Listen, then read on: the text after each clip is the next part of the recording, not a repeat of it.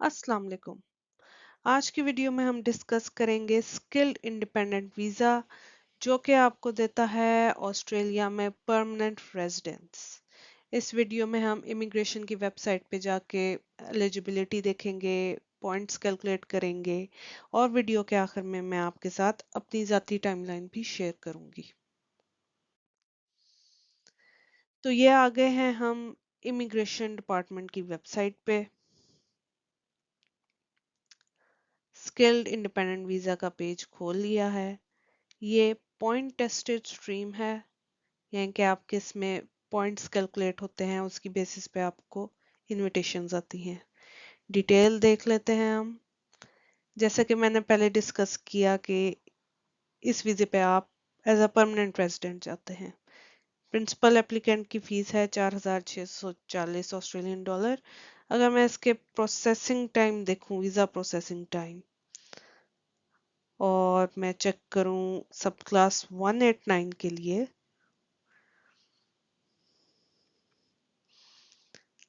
Point tested visa stream, आज की तारीख में अगर मैं अप्लाई करती हूँ तो 50% एप्लीकेशंस 11 माह लगा रही हैं और 90% एप्लीकेशंस को पूरा साल भी लग सकता है।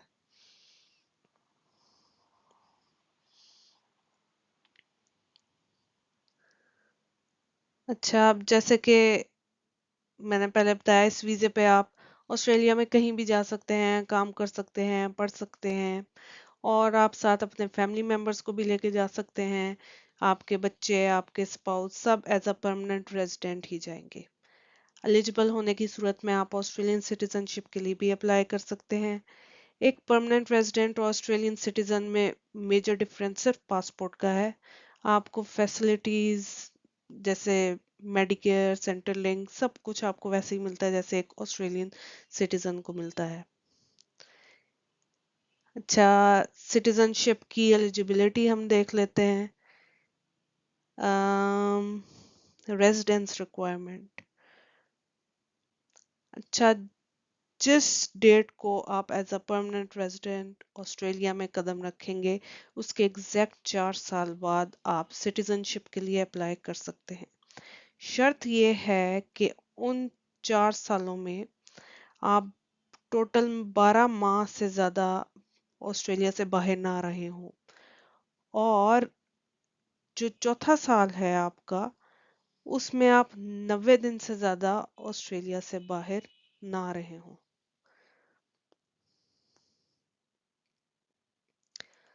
अच्छा, अब वापस हम आ जाते हैं स्किल्ड इंडिपेंडेंट वीज़ा को देखने।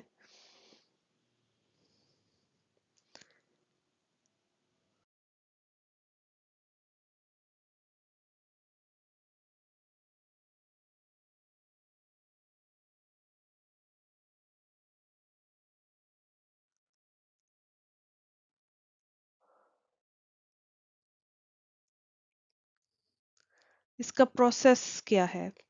आपने एसओएल लिस्ट में अपना ऑक्यूपेशन देखा, उसके हिसाब से अपनी स्किल असेसमेंट कराई, आपके 65 मिनिमम पॉइंट्स बनते हों तो आप एलिजिबल हैं अप्लाई करने के लिए। फिर आप एक एक्सप्रेशन ऑफ इंटरेस्ट सबमिट करते हैं स्किल सेलेक्ट के अंदर।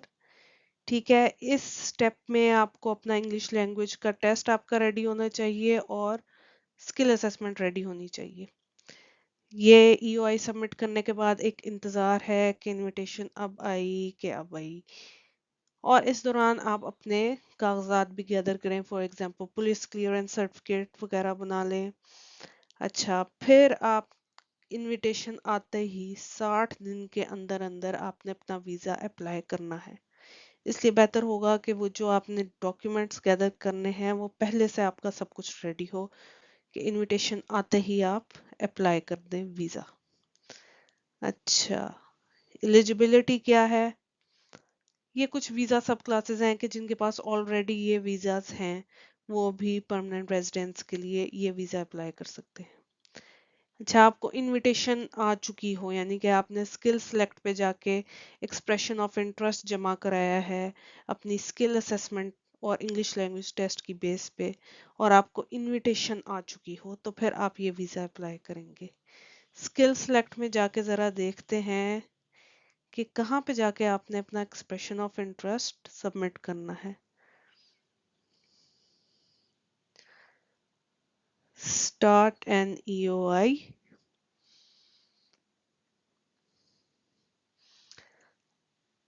और यहाँ से जाके आप अपनी सबमिट करेंगे ईओआई। ठीक है, चाहिए आपको क्या, आपके पास आपकी सारी पर्सनल इंफॉर्मेशन हो, ऑल रिक्वायर्ड डॉक्यूमेंट्स हो, यानी कि इंग्लिश टेस्ट आपका हो चुका हो, उस इंग्लिश टेस्ट के ऊपर रिपोर्ट नंबर होता है वो आपने इस स्टेज पे एंटर करना है, आपकी स्किल असेसमेंट की रिपोर्ट इस तरह रेडी हो। ठीक है, ये सारी चीजें रिक्वायर्ड हैं क्योंकि इस स्टेप पे आपके पॉइंट्स कैलकुलेट होते हैं।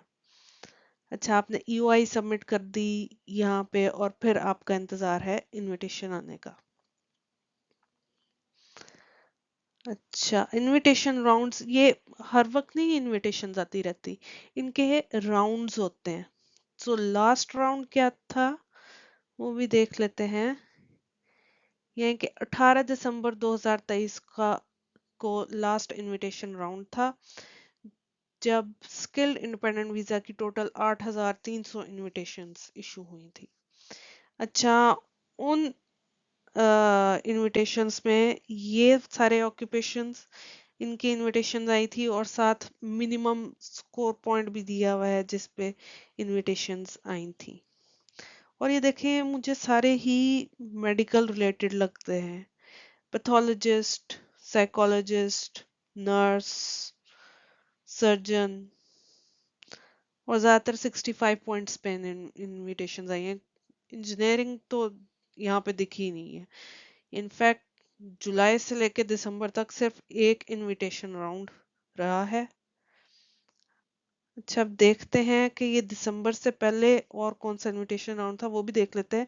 लेकिन ये देखें आप, स्टेट नॉमिनेशन जो वीजा है उसके भी दिए हुए हैं कितनी इनविटेशंस आई अकॉर्डिंग टू स्टेट। विक्टोरिया में सबसे ज्यादा और प्रोविनल वीजा देखें तो साउथ ऑस्ट्रेलिया में सबसे ज्यादा इनविटेशंस इशू हुई हैं।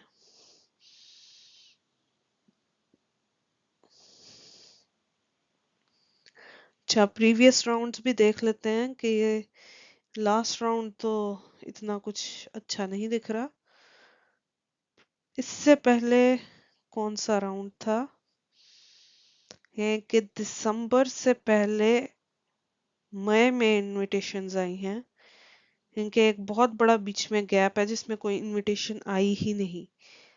अच्छा, मई में भी आप देखें तो ज्यादातर मेडिकल रिलेटेड ही दिख रहे हैं, साइकोलॉजिस्ट, नर्सेस। अच्छा, दिसंबर 2022 देखें 35,000 इनविटेशंस आई हैं। यानी कि 2023 तो कुछ अच्छा साल नहीं था, 2022 में बहुत इनविटेशंस आई हैं और इसमें मुझे कुछ इंजीनियर दिख रहे हैं, जैसे कि ये सिविल इंजीनियर्स को मिनिमम 85 पॉइंट्स पे इनविटेशंस गई हैं, यानी कि 85 से कम पॉइंट्स वालों को इनविटेशन नहीं गई। केमिकल इंजीनियर भी 85 पॉइंट्स। और देखें इलेक्ट्रॉनिक्स इंजीनियर 85, इलेक्ट्रिकल इंजीनियर 85, यानी कि इंजीनियरिंग के शोबे में काफी ज्यादा पॉइंट्स लेने पड़ेंगे आपको जल्दी इनविटेशन हासिल करने के लिए। 2022 में काफी इनविटेशन आई हैं वैसे, 12,000, 12,000, 35,000। 2023 तो बिल्कुल भी अच्छा नहीं था।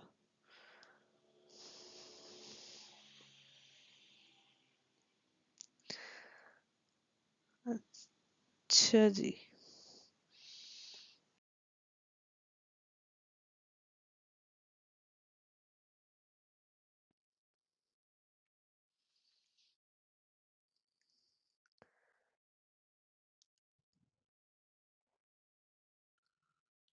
अच्छा, वापस आ जाते हैं।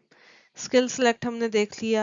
आपके पास सुटेबल स्किल असेसमेंट हो इस स्टेप तक, जो आपकी एसओएल लिस्ट में जो प्रोफेशन दिया गया है उसके आगे जो असेसिंग अथॉरिटी लिखी है उससे आपने अपनी स्किल असेसमेंट करवाई हुई हो। अच्छा, एज 45 साल से ज्यादा की आपकी एज ना हो। अगर आपने ईयूआई जमा करा दी है और अभी आपको इनविटेशन नहीं आई और आप 45 साल के हो गए हैं तो आपको इनविटेशन आएगी भी नहीं। मिनिमम 65 पॉइंट्स आपके पास होने जरूरी हैं। इंग्लिश लैंग्वेज टेस्ट आप दे चुके हुए हो वो तो आपने देना ही देना है। अच्छा, पॉइंट्स कैलकुलेटर में जाके पहले देख लेते हैं किस चीज के कितने पॉइंट्स हैं।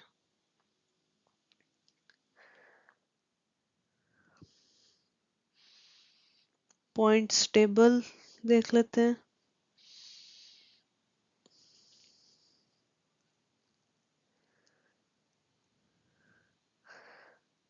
एज, सबसे ज्यादा पॉइंट्स एज के हैं। 25 to 33 ईयर्स के दरमियान में आप हैं तो आपको 30 पॉइंट्स मिलेंगे। इंग्लिश लैंग्वेज कॉम्पिटेंट इंग्लिश जो आपकी मिनिमम रिक्वायरमेंट है इस वीजे के लिए, उसके 0 पॉइंट्स हैं। ठीक है, यानी कि आपका 6 बैंड ईच होना लाजमी है, that is competent. Proficient English मतलब 7 बैंड ईच। और इसी तरह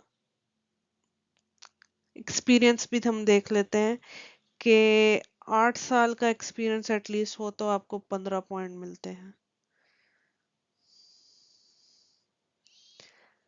अच्छा, और देख लें एजुकेशन, आपके पास बैचलर डिग्री है तो आपको 15 पॉइंट उसके मिल जाएंगे।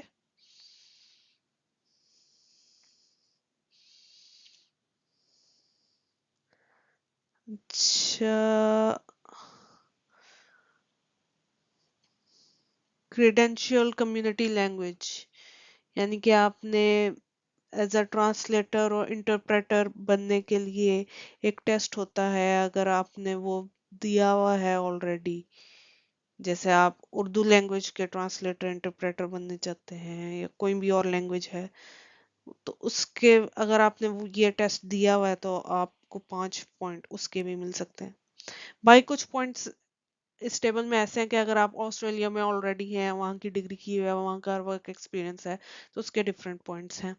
अच्छा, पार्टनर स्किल्स, अगर आपके जो स्पाउस है उसका प्रोफेशन भी एसओएल लिस्ट में है और उसका इंग्लिश लैंग्वेज टेस्ट भी है, उसकी कॉम्पिटेंट इंग्लिश है यानी कि एटलीस्ट 6 बैंड ईच इन आइल्स है, तो आपको 10 पॉइंट्स स्पाउस के भी मिल सकते हैं।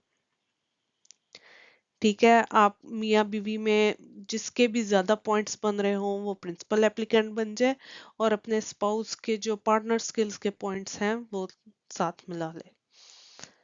अच्छा, अगर स्किल असेसमेंट नहीं भी हुई हुई फिर भी अगर पार्टनर का इंग्लिश लैंग्वेज टेस्ट में कॉम्पिटेंट इंग्लिश है तो 5 पॉइंट्स मिल जाएंगे। स्किल असेसमेंट हुई हुई है तो बहुत अच्छी बात है, 10 पॉइंट मिल जाएंगे। अच्छा,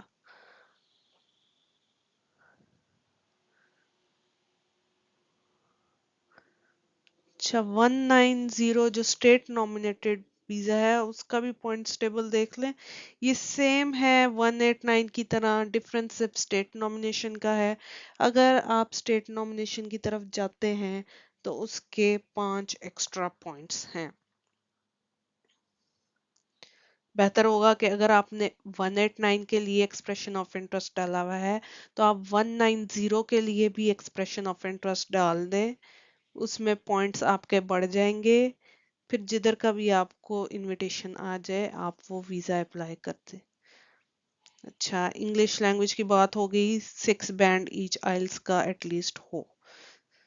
ठीक है, स्किल असेसमेंट हुई भी हो, हेल्थ का कोई बड़ा मसला ना हो, क्योंकि वो नहीं चाहते कि उनके ऊपर कोई ऑस्ट्रेलियन गवर्नमेंट पे कोई बोझ पड़े, तो आपका मेडिकल भी होगा वीजे के टाइम पे। अच्छा, meet a character requirement police certificate आपको चाहिए होंगे असल में।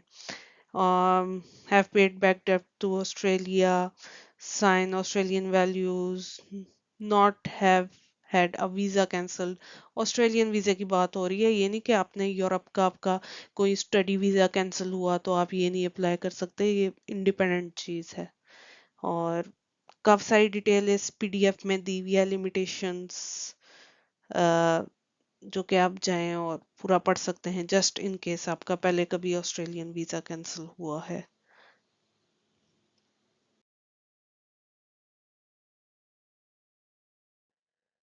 अच्छा, ये है मेरी टाइमलाइन, बहुत पुरानी है। तब मेरे पॉइंट्स थे 65।